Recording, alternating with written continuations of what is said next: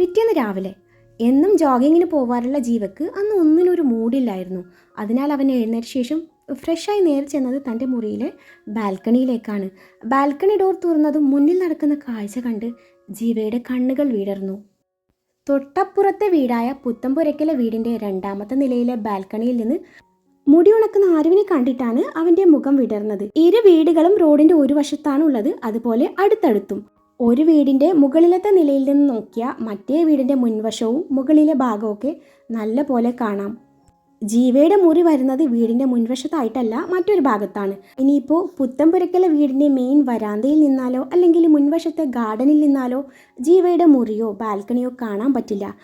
അതായത് ജീവ ഇപ്പോൾ ആരുവിനെ നോക്കി അവിടെ നിന്ന് കണ്ണും കൈയും കാണിച്ചാലൊന്നും താഴെയുള്ളവരൊന്നും അറിയാൻ പോണില്ല. അതാണ് ഞാൻ ഉദ്ദേശിച്ചത്. ആരും എങ്ങോട്ടോ മിഴികൾ ഊന്നി ഒരു ടവലും പിടിച്ച് ഇങ്ങനെ മുടി ഉണക്കിയാണ്. അത് കണ്ടപ്പോൾ ജീവയ്ക്ക് അവളെ പിന്നിൽ ചെന്ന് ഇറുകെ പുണരാൻ തോന്നി. ആളിപ്പോൾ ഈ ലോകത്തൊന്നുമല്ല ഉള്ളതെന്ന് ജീവയ്ക്ക് മനസ്സിലായി. അവൾ ജീവയെ കണ്ടില്ലായിരുന്നു. ഈ സമയം ജീവ മനസ്സിൽ വിചാരിക്കുകയാണ്, ഇതിപ്പോൾ എൻ്റെ മുറിയുടെ തൊട്ട് മുന്നിൽ തന്നെ ഇവൾക്ക് മുറി കൊടുത്തതിന് പിന്നിൽ എന്തെങ്കിലും ദുരുദ്ദേശം കാണുമോ, അതോ അവന്മാർക്ക് അറിഞ്ഞു കാണില്ലേ ഇത് തൻ്റെ മുറിയാണെന്ന്? എന്തേലും ആവട്ടെ, ഇപ്പോൾ അതൊന്നും ആലോചിച്ച് നിന്നാൽ ശരിയാവില്ല എന്ന് കരുതി ജീവ ആരുവിനെ നോക്കി കൈയൊക്കെ കാണിച്ചെങ്കിലും അവൾ അവനെ കണ്ടതേയില്ല. അതുകൊണ്ട് ജീവ ഒരു പേപ്പറും പേനയും എടുത്ത് എന്തോന്ന് എഴുതി അത് ചുരുട്ടിക്കൂട്ടി അവളുടെ മേലേക്ക് എറിഞ്ഞതും ആര് ചിന്തയിൽ നിന്നുണർന്നു തിരിഞ്ഞു നോക്കി. അപ്പോഴാണ് തൊട്ടപ്പുറത്തെ ബാൽക്കണിയിൽ നിൽക്കുന്ന ജീവയെ അവൾ കാണുന്നത്. അവനെ കണ്ടതും ആരുവിന് പറഞ്ഞറിയിക്കാൻ പറ്റാത്ത സന്തോഷം തോന്നി. മുഖം വിടർന്നു. പക്ഷെ അവൾ അതൊന്നും പുറത്ത് കാണിക്കാതെ കൃത്രിമ ദേഷ്യം കാട്ടി മുഖം തിരിച്ചു. അപ്പോഴാണ് തറയിൽ വീണ് കിടക്കുന്ന ചുരുട്ടിക്കൂട്ടിയ പേപ്പർ അവൾ കാണുന്നത്. അവൻ കാണാതെ കാലുകൊണ്ട് മെല്ലെ അതെടുത്ത് കയ്യിൽ പിടിച്ചു. അവൻ കാണാതെ ഒന്നും അറിയാത്ത പോലെ മുഖം തിരിച്ചു നിന്നുകൊണ്ട് അത് തുറന്നു നോക്കി വായിച്ചു. ആദ്യ, സോറിടാ, 1000 sorry. Still I love U ആദ്യ. ജിച്ചേട്ടൻ്റെ ആദ്യമോൾ ജിച്ചേട്ടനോട് ക്ഷമിക്കില്ലേ? അത് വായിച്ചതും അവളുടെ മുഖം വിടർന്നു. ഉള്ളിൽ പറഞ്ഞറിയിക്കാൻ പറ്റാത്ത സന്തോഷമായിരുന്നു. ചുണ്ടിൽ നാണത്തിൽ കുതിർന്നൊരു പുഞ്ചിരി വിരിഞ്ഞു. എന്നാലും അവന് മുന്നിൽ തോറ്റുകൊടുക്കാൻ അവൾ ഒരുക്കമല്ലായിരുന്നു. അതുകൊണ്ട് അവൾ അവനെ നോക്കിയതേയില്ല. അവൾ മുഖം തിരിച്ചു നിന്നത് കണ്ടതും ജീവ മറ്റൊരു പേപ്പറിൽ എന്തോ എഴുതി ഒന്നുകൂടെ അങ്ങോട്ട് എറിഞ്ഞു കൊടുത്തതും അത് നേരെ അവളുടെ തലയിൽ തട്ടി താഴേക്ക് വീണു. അന്നേരം ജീവ തൻ്റെ ഇമേജ് പോലും വകവെച്ചില്ല. അവൾക്ക് മുന്നിൽ അല്പം താണു കൊടുത്തു. ഇത്തിരി പഞ്ചാരയും തേനൊക്കെയും കൂട്ടിക്കുഴച്ചു ക്ഷമാപണം നടത്തി. അതും അവൾ അതുപോലെ അവൻ കാണാതെ തുറന്നു നോക്കി വായിച്ചു. ആദ്യ, എനിക്ക് നിന്നോട് സംസാരിക്കണം. ഇതാണ് എൻ്റെ ഫോൺ നമ്പർ. നീ എങ്ങനെയും വിളിക്കണം, ഞാൻ കാത്തിരിക്കും. എന്തായിരിക്കും അവന് തന്നോട് പറയാനുണ്ടാവുക? അവൾ ചിന്തിക്കാൻ തുടങ്ങി. അവൾ തിരിഞ്ഞു നോക്കുന്നില്ല എന്നറിഞ്ഞ ജീവ വീണ്ടും അതുപോലെ എഴുതി അവളുടെ നേരെ എറിഞ്ഞു. I love you dear. ഉമ്മ ഉമ്മ ഉമ്മ, 1000 ഉമ്മ. അത് വായിച്ച ആ ഒരു സന്തോഷം പുറത്ത് കാണിക്കാതെ അവൻ കാണാനെന്ന പോലെ ദേഷ്യത്തിൽ അത് ചുരുട്ടിക്കൂട്ടി തിരിച്ച് അവന് നേരെ തന്നെ എറിഞ്ഞെങ്കിലും അത് നേരെ ചെന്ന് ലാൻഡ് ചെയ്തത് നേരെ താഴെയായി മുറ്റത്ത് കൂടെ നടന്നു പോവുകയായിരുന്ന സിദ്ധുവിൻ്റെ ദേഹത്തേക്ക് എന്തോ വീണതും സിദ്ധു ചുറ്റും നോക്കി. അപ്പോഴാണ് താഴെ വീണ് കിടക്കുന്ന പേപ്പർ അവൻ കാണുന്നത്. അതെടുത്ത് തുറന്നു നോക്കിയ സിദ്ധു ചുറ്റും നോക്കി. അപ്പോഴാണ് അപ്പുറത്തെ വീട്ടിലെ ബാൽക്കണിയിൽ നിൽക്കുന്ന ജീവയെയും ഇപ്പുറത്തെ വീട്ടിലെ ബാൽക്കണിയിൽ നിൽക്കുന്ന ആരുവിനെയും അവൻ കാണുന്നത്. സിദ്ധുവിനെ കണ്ട ആരു പെട്ടെന്ന് അകത്ത് കയറിപ്പോയി. സിദ്ധു ജീവയെ തുറച്ചു നോക്കിയ ശേഷം പേപ്പർ ചുരുട്ടിക്കൂട്ടി തിരിച്ചത് ജീവയുടെ വീട്ടിലെ പറമ്പിലേക്ക് തന്നെ വലിച്ചെറിഞ്ഞതും അത് പിന്നീട് ചെന്ന് വീണത് ഗാർഡനിലെ ചെടികൾക്ക് വെള്ളമൊഴുക്കിയായിരുന്ന അബിയുടെ മേലേക്കും. അബി അതെടുത്ത് വായിച്ചു. ഇത് വന്നത് അപ്പുറത്ത് നിന്നാണല്ലോ എന്ന് തിരിച്ചറിഞ്ഞ അബി മതിലിൽ വലിഞ്ഞു കയറി മെല്ലെ അപ്പുറത്തേക്ക് തലയിട്ട് നോക്കിയപ്പോൾ അവിടെ നിൽക്കുന്ന സിദ്ധുവിനെയാണ് കാണുന്നത്. അവളുടെ കണ്ണുകൾ വിടർന്നു. അബി പതുക്കെ വിളിച്ചു. എന്തോ ശബ്ദം കേട്ടാണ് സിദ്ധു അങ്ങോട്ട് നോക്കിയത്. അപ്പോഴാണ് അപ്പുറത്തെ മതിലിനുള്ളിൽ നിന്നും പരിചയമുള്ള ഒരു തല മാത്രം പുറത്ത് വന്നത് അവൻ കാണുന്നത്. എന്താടി? സിദ്ധു ഗൗരവം ഒട്ടും കുറച്ചില്ല. അപ്പോഴാണ് അബി അവന് നേരെ ആ പേപ്പർ കാണിക്കുന്നത്. ഇതങ്ങ് നേരിട്ട് പറഞ്ഞാൽ പോരായിരുന്നോ, കള്ളൻ? അബി നാണൊക്കെയും വരുത്തിക്കൊണ്ട് പറഞ്ഞു. എന്തോന്ന്? ഈ ലെറ്റർ? അപ്പോൾ എന്നെ ഇഷ്ടമാണല്ലേ? അപ്പോഴാണ് സിദ്ധുവിന് കാര്യം പിടികിട്ടിയത്. നിനക്ക് കിട്ടിയതൊന്നും പോരാ അല്ലേ? അതുകൊണ്ട് പോയി നിന്റെ ജീവേട്ടൻ്റെ കൈ കൊടുക്ക്. അയ്യേ, അതൊക്കെ മോശമല്ലേ? Anyway I love you too dear. അതിനുശേഷം അവൾ അവന് നേരെ ഉമ്മകൾ വാരി വിതറി. പെട്ടെന്നാണ് അവൾ അയ്യോ എന്നും പറഞ്ഞ് തിരിച്ചിറങ്ങുന്നത്.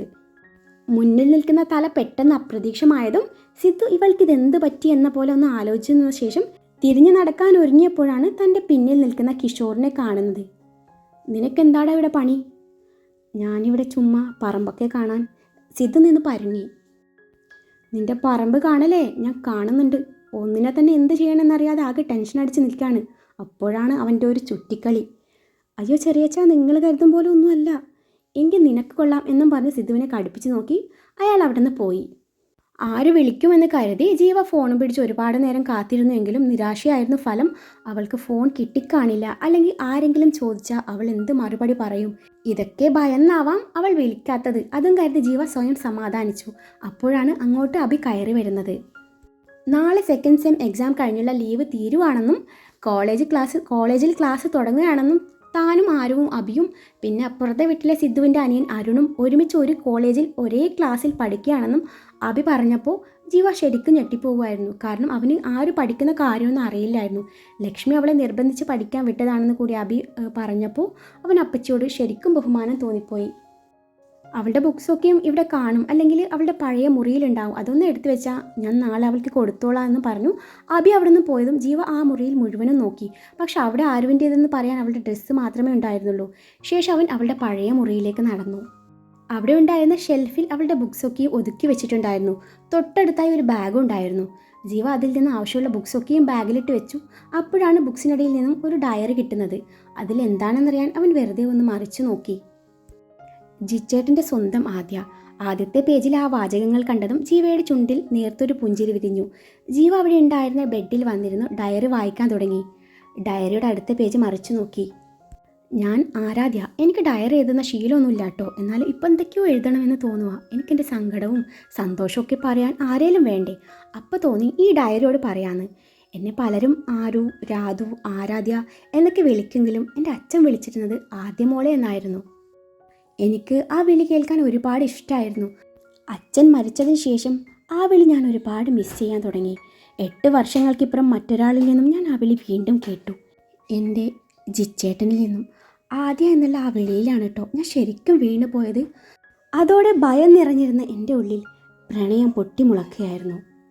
പിന്നെ വശ്യതയാർന്ന ആ നോട്ടവും വല്ലപ്പോഴും വരുന്ന ആ മനോഹരമായ പുഞ്ചിരിയും ഞാൻ മതിമറന്ന് നോക്കിയിരുന്നിട്ടുണ്ട്. ഞാൻ എന്നോട് പലതവണ ചോദിച്ചിട്ടുണ്ട് തിരിച്ചു കിട്ടില്ലെന്നറിഞ്ഞിട്ടും എന്തിനാ ഒരാളെ ഇങ്ങനെ സ്നേഹിക്കുന്നതെന്ന്. പക്ഷേ എനിക്കതിന് ഉത്തരമില്ലായിരുന്നു. ജിച്ചേട്ടൻ എൻ്റെ ആരാണെന്ന് ചോദിച്ചാൽ ഒറ്റ വാക്കിൽ പറയാൻ എനിക്കറിയില്ല. പക്ഷെ ഒന്നും എനിക്കറിയാം, എൻ്റെ കഴുത്തിൽ അദ്ദേഹത്തിൻ്റെ താലി വീണത് മുതൽ അദ്ദേഹം എൻ്റെ എല്ലാമാണ്. ആ താലിയെയും അതിൻ്റെ അവകാശിയും ഞാൻ ബഹുമാനിക്കുന്നു. കുഞ്ഞുനാളിൽ എൻ്റെ അച്ഛൻ്റെ വീടും കുടുംബവും നാടും നാട്ടുകാരെയൊക്കെ കുറിച്ച് പറയായിരുന്നു. അന്ന് ഞാൻ കേട്ട പേരായിരുന്നു ജീവ എന്ന അച്ഛൻ്റെ ജിച്ചനെക്കുറിച്ച്. എപ്പോഴും അച്ഛൻ്റെ ജിച്ചനെക്കുറിച്ച് പറയാൻ എന്തെങ്കിലും കാണുമായിരുന്നു. അന്നേരം എനിക്ക് ദേഷ്യം വരുമായിരുന്നു. അച്ഛൻ്റെ ആ ജിച്ചൻ ഇന്നെൻ്റെ പാതിയാണ്, എൻ്റെ പ്രാണനാണ്, എൻ്റെ എല്ലാമാണ്. പക്ഷേ എൻ്റെ ജിച്ചേട്ടന് എന്നെ ഇഷ്ടമൊന്നുമല്ല കേട്ടോ. അതിൻ്റെ കാരണം മാത്രം എനിക്കറിയില്ല. ഇനിയിപ്പോൾ എന്നെ വെറുക്കാൻ കാരണം ആ പഴയ സംഭവമായിരിക്കുമോ? അതറിയാതെ പറ്റിയതല്ലേ.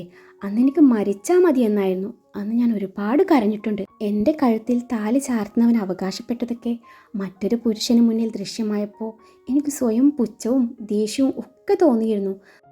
പക്ഷേ ഇപ്പോൾ ആ ആളെ തന്നെ ഭർത്താവായി കിട്ടിയിരിക്കുന്നു. അന്ന് തോന്നിയ ആ കുറ്റബോധം ഇന്നെനിക്കില്ല. കാരണം പിന്നെ ബ്ലാങ്കാണ് കേട്ടോ. ആരെയോ ബോധിപ്പിക്കാൻ വേണ്ടി ജിച്ചേട്ടൻ എന്നെ സ്നേഹിക്കുന്നതായി അഭിനയിക്കുമ്പോഴും എൻ്റെ ശരീരത്തിൽ തൊടുമ്പോഴും എനിക്കത് അരോചകമായി തോന്നിയിട്ടുണ്ട്.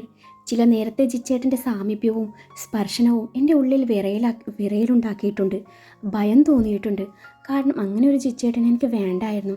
എന്നെ മനസ്സിലാക്കുന്ന, എന്നെ സ്നേഹിക്കുന്ന, എൻ്റെ താല്പര്യങ്ങളെയും ഇഷ്ടങ്ങളെയും സ്നേഹിക്കുന്ന, ഏത് സിറ്റുവേഷനിലും എന്നെ ചേർത്ത് പിടിക്കുന്ന ഒരാളായിരിക്കണം എൻ്റെ പാതി. ജീവ വീണ്ടും പേജുകൾ മറച്ചു. ഇന്ന് ജിച്ചേട്ടൻ്റെ വാക്കുകൾ എന്നെ ഒരുപാട് വിഷമിപ്പിച്ചു. ജിച്ചേട്ടൻ പറയുക ഞാൻ ഫ്രഷ് അല്ലെന്ന്. അതിനർത്ഥം എന്തായിരിക്കും ജിച്ചേട്ടൻ്റെ മനസ്സിൽ? എനിക്കറിയില്ല. ഞാൻ പലപ്പോഴും ആഗ്രഹിക്കാറുണ്ട് എൻ്റെ ജിച്ചേട്ടൻ എന്നെ ഒന്ന് തലോടിയിരുന്നേൽ, അല്ലെങ്കിൽ ഒന്ന് ചേർത്ത് പിടിച്ചിരുന്നേൽ, എൻ്റെ നിറയിൽ ഒന്ന് ചുംബിച്ചിരുന്നേൽ എന്നൊക്കെയും. ആ നെഞ്ചോട് ചേർന്ന് ആ ഹൃദയതാളം കേട്ടുറങ്ങാൻ ഞാനിന്ന് ഒരുപാട് കൊതിക്കുന്നുണ്ട്. ഒരു നാൾ എൻ്റെ ജിച്ചേട്ടൻ എന്നെ മനസ്സറിഞ്ഞ് സ്നേഹിക്കുമെന്ന് തന്നെയാണ് എൻ്റെ വിശ്വാസം. ആ ദിവസത്തിന് വേണ്ടി ഞാൻ കാത്തിരിക്കുകയാണ്.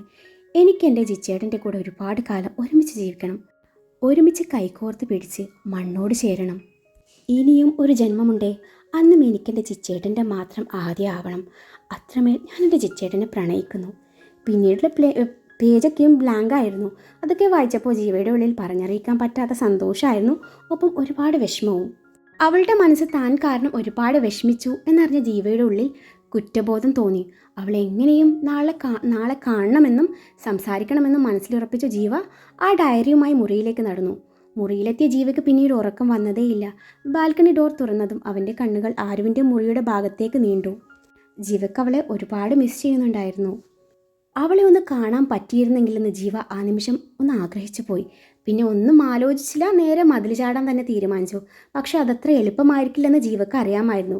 ജീവിതത്തിൽ ആദ്യമായി താൻ മതിൽ ചാടുന്നു, അതും തൻ്റെ ശത്രു വീട്ടിലേക്ക്. പിടിച്ച ആകെ നാറുമെന്ന് അറിയാഞ്ഞിട്ടല്ല, പ്രണയമെന്ന മായാലോകത്തിലെത്തിയ താൻ ഒന്നിനെപ്പറ്റിയും ചിന്തിക്കുന്നില്ല. ജീവ സ്വയം ചിന്തിച്ചു പോയിരുന്നു. പുത്തമ്പുരക്കിലെ മുകളിലത്തെ നില ഓട് മേഞ്ഞതിനാൽ ജീവ ഓട് നീക്കിയിട്ടാണ് അകത്തേക്ക് എത്തിയത്. നേരെ ചെന്നെത്തിയത് മുകളിലത്തെ ഹാളിലും. ചുറ്റിലും ഒരുപാട് മുറികളുണ്ടായിരുന്നു. ആരുവിൻ്റെ മുറി ഏതാണെന്നറിയാതെ ജീവ കുഴങ്ങി. അപ്പോഴാണ് സ്റ്റെയർ കയറി വരുന്ന കിഷോറിനെ ജീവ ശ്രദ്ധിച്ചത്.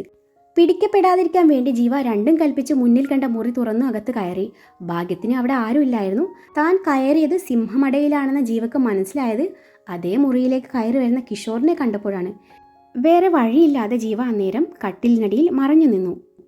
മുറിയിലെത്തിയ കിഷോർ തൻ്റെ വാർഡ്രോബ് തുറന്ന് അതിൽ നിന്നും എന്തോ എടുക്കുന്നത് ജീവ കണ്ടു. പിന്നീട് അവിടെ ഉണ്ടായിരുന്ന ടേബിളിന് മുന്നിൽ വന്ന് നിന്ന് ചെയർ നീക്കി അതിലിരുന്ന് എന്തൊക്കെയോ ചെയ്യുന്നത് ജീവ ശ്രദ്ധിച്ചു. അങ്ങനെ ജീവ ആ മുറിയിൽ വന്ന് പെട്ടിട്ട് അരമണിക്കൂർ കഴിഞ്ഞു. കട്ടിലിനടിയിൽ നിന്ന് ജീവ അയാളെ പ്രാകുവാണ്. പുല്ല്, ഏത് നേരത്താണാവോ ഇങ്ങോട്ട് വരാൻ തോന്നിയത്? ഇയാൾക്ക് എന്താ നാളെ വല്ല പരീക്ഷയുണ്ടോ ഇങ്ങനെ കുത്തിക്കുറിക്കാൻ? ഞാനിനി ഇവിടെ തന്നെ നേരം വെളുപ്പിക്കേണ്ടി വരുവാവോ? ഭാര്യയുടെ ചെറിയച്ഛനായിപ്പോയി. ഇല്ലേലേ ഞാൻ തന്നെ ഇയാളെ തട്ടിയേനെ. കുറച്ച് കഴിഞ്ഞതും കിഷോർ എന്തോ എടുത്ത് വാർഡ്രോബിൽ വെക്കാൻ നേരത്താണ് അതിൽ നിന്ന് ഒരു ഫോട്ടോ താഴെ വീഴുന്നത് ജീവ ശ്രദ്ധിച്ചത്. പക്ഷേ കിഷോർ അത് കണ്ടില്ലായിരുന്നു. പിന്നീട് കിഷോർ വാഷ്റൂമിൽ ചെന്നപ്പോഴാണ് ജീവ കട്ടിലിനടിയിൽ നിന്നും എഴുന്നേൽക്കുന്നത്. അന്നേരമാണ് നേരത്തെ തറയിൽ വീണ ഫോട്ടോയുടെ കാര്യം ജീവ ഓർക്കുന്നത്. അവൻ പെട്ടെന്ന് ആ ഫോട്ടോ കയ്യിലെടുത്ത് നോക്കി. അത് തൻ്റെ അപ്പച്ചിയുടെ ഫോട്ടോ ആണെന്ന് മനസ്സിലായ ജീവയുടെ ഉള്ളിൽ എന്തൊക്കെയോ സംശയം വന്ന് നിറഞ്ഞു.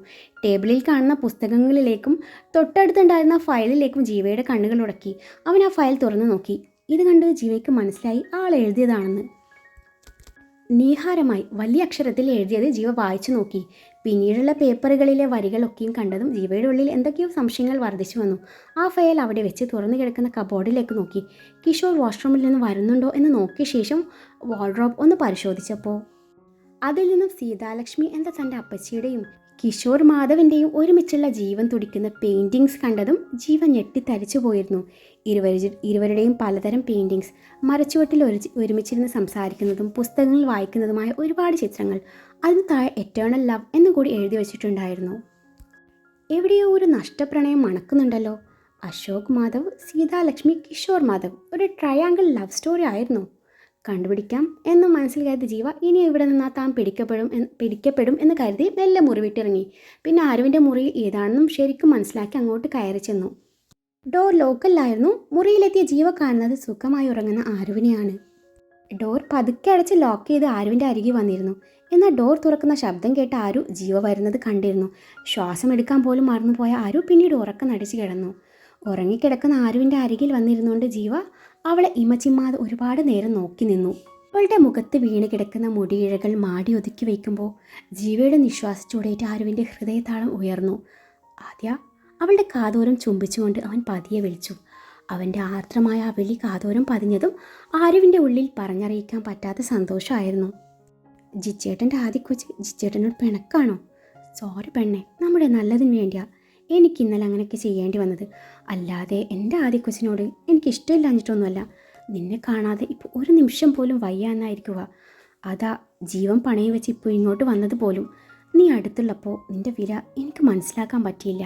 അതാണ് ദൈവം ഇപ്പോൾ ഇങ്ങനൊരു ശിക്ഷ തന്നത്. നീ ഇങ്ങനെ എന്നോട് പിണങ്ങി നിൽക്കുമ്പോൾ എനിക്ക് പറ്റുന്നില്ല ആദ്യ. എന്നോട് മിണ്ടിയില്ലേലും വേണ്ട, എന്നും എനിക്കൊന്ന് കണ്ടാൽ മതി. അധികാരത്തോടെയും അവകാശത്തോടെയും നിന്നെ വിളിച്ചിറക്കി കൊണ്ടുപോകാൻ അറിയാഞ്ഞിട്ടല്ല. പക്ഷേ വേണ്ട, നമ്മളിലൂടെ വേണം ഇരു കുടുംബവും ഒന്നിക്കാൻ. അതിനുവേണ്ടി ഈ വിരഹവേദന സഹിച്ചേ പറ്റൂ. ഐ ലവ് യു ആദ്യ എന്നും പറഞ്ഞ് അവളുടെ നെറുകയിൽ ചുണ്ടമർത്തി. എന്നാൽ പോട്ടെ, ഇനിയും നിന്നാലേ ശരിയാവില്ല. നിൻ്റെ ചെറിയച്ഛനെ ഉറക്കമൊന്നുമില്ലേ? ഗുഡ് നൈറ്റ്, സ്വീറ്റ് ഡ്രീംസ് അതും പറഞ്ഞ് അവളുടെ കാതിൻ തുമ്പ് മൃദുവായി നുണഞ്ഞതും ആരും ഒന്ന് ഏങ്ങിപ്പോയി.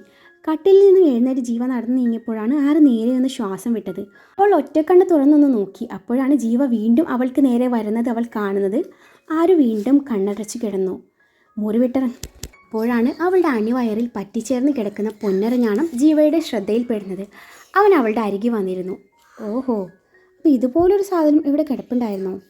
എന്നാൽ ഇത് ഞാനങ്ങ് എടുക്കുവാണേ, ഒന്നും തോന്നല്ലേ, ഇതിൻ്റെ ആവശ്യം ഇപ്പോൾ ഇവിടില്ല എന്നും പറഞ്ഞ് ജീവ അവളുടെ വയറിൻ്റെ ഭാഗത്തേക്ക് മുഖം അടുപ്പിച്ചു. ഇതിൻ്റെ കൊളുത്ത് എവിടെയാണാവോ എന്നും പറഞ്ഞ് ജീവ അവളുടെ ധാവണിയുടെ ഷോളിൻ്റെ മറ നീക്കിയതും ആരുവിൻ്റെ ഹൃദയം പടപടാന്ന് മിടിക്കാൻ തുടങ്ങി. എങ്ങനെ ഇതെന്താ ചെയ്യാൻ പോണേ? അരഞ്ഞാണം മോഷ്ടിക്കാൻ ഇയാളെന്താ മീശ മാധവനാ? ഉറക്കം നടിച്ച് കിടന്നിട്ട് ഇനിയിപ്പോൾ എങ്ങനെയാണ് എഴുന്നേൽക്കുക? എൻ്റെ കൃഷ്ണ, ഞാൻ പെട്ടുല്ലോ, ആര് മനസ്സിൽ പറഞ്ഞു. ആരുവിൻ്റെ ധാവണിയുടെ ഷോൾ നീക്കിയതും അവളുടെ ആലില വയറും അതിൽ പറ്റിച്ചേർന്ന് കിടക്കുന്ന അരഞ്ഞാണവും കണ്ട് ജീവയുടെ കണ്ണുകൾ വിടർന്നു. അവളുടെ നാഭിച്ചുഴിയുടെ ഭാഗത്തൂടെ പതിയെ വിരലോടിച്ചുകൊണ്ട് പറഞ്ഞു, എൻ്റെ പെണ്ണെ, എൻ്റെ കൺട്രോൾ പോകുവാണല്ലോ. ജീവ കീഴ്ച്ചുകൊണ്ട് കഴിച്ചുകൊണ്ട് പറഞ്ഞതും ആരും അത് വ്യക്തമായി കേട്ടു. ജീവ അരഞ്ഞാണത്തിൻ്റെ കൊളുത്ത് കണ്ടുപിടിച്ച് കൊളുത്ത് അഴിക്കാൻ നോക്കി. പറ്റാത്തതുകൊണ്ട് പല്ലുകൊണ്ട് കൊളുത്ത് അഴിച്ചെടുക്കാൻ തുടങ്ങി. അതോടെ ആരുവിൻ്റെ ശരീരം കിടുകിട വരയ്ക്കാൻ തുടങ്ങി. അവൻ്റെ നിശ്വാസ ചൂടേറ്റ് അവളുടെ അവൾ ഒന്നുകൂടി കണ്ണിറക്കി അടച്ചു. അവൻ്റെ ചുണ്ടും മൂക്കും അവളുടെ വയറിൽ പതിഞ്ഞതും ആരുവിൻ്റെ ശരീരത്തിൽ കൂടി മിന്നൽ പിണർ കടന്നു പോകുന്ന ഫീലായിരുന്നു. ജീവ കൊളുത്തഴിച്ച് അരഞ്ഞാണം പതിയെ വലിച്ചെടുത്ത് കൈ പിടിച്ചു. മതി, ഇത് മതി, എന്നാൽ ജിച്ചേട്ടൻ പോവുകയാണേ. ഇങ്ങനെ ബോധമില്ലാതെ ഉറങ്ങുന്ന ആളാണോ മുറി ലോക്ക് ചെയ്യാതെ കിടക്കുന്നത് എന്നും പറഞ്ഞ് അവളുടെ ഡ്രസ്സ് നേരെയാക്കി മുറി വിട്ടിറങ്ങി.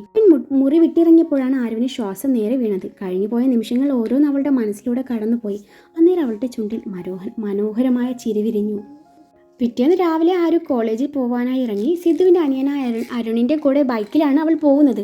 രണ്ടുപേരും ഒരുമിച്ചാണല്ലോ പഠിക്കുന്നത്. അതുകൊണ്ട് മുത്തശ്ശൻ്റെ നിർബന്ധപ്രകാരമാണ് അവൻ്റെ കൂടെ പോകുന്നത്. ഇരുവരും ഒരു ക്ലാസ്സിലാണെങ്കിലും ആരുവിനെയും അബിയെയും ആദിയെയും അരുണിൻ കണ്ണെടുത്താൽ കണ്ടുകൂടായിരുന്നു. വീട്ടുകാർ തമ്മിലുള്ള ശത്രുത കോളേജിലും അരുൺ പ്രകടമാക്കുമായിരുന്നു. ആരു തൻ്റെ ചെറിയച്ഛൻ്റെ മകളാണെന്നറിഞ്ഞിട്ടും അരുൺ അവളോട് കൂടുതൽ അടുപ്പമൊന്നും കാട്ടിയിരുന്നില്ല. അരുണിൻ്റെ ബൈക്ക് ഗേറ്റ് കടന്നു പോവാൻ നേരാണ് അതിലൂടെ ജീവയുടെ കാറും കടന്നു പോകുന്നത്. ജീവ ഇരുവരെയും ഒന്ന് നോക്കിയതും അരുൺ ജീവയെ പുച്ഛത്തോടെ നോക്കി. ആരുവാണേ നോക്കണോ വേണ്ടയോ എന്ന പോലെ നിൽപ്പാണ്.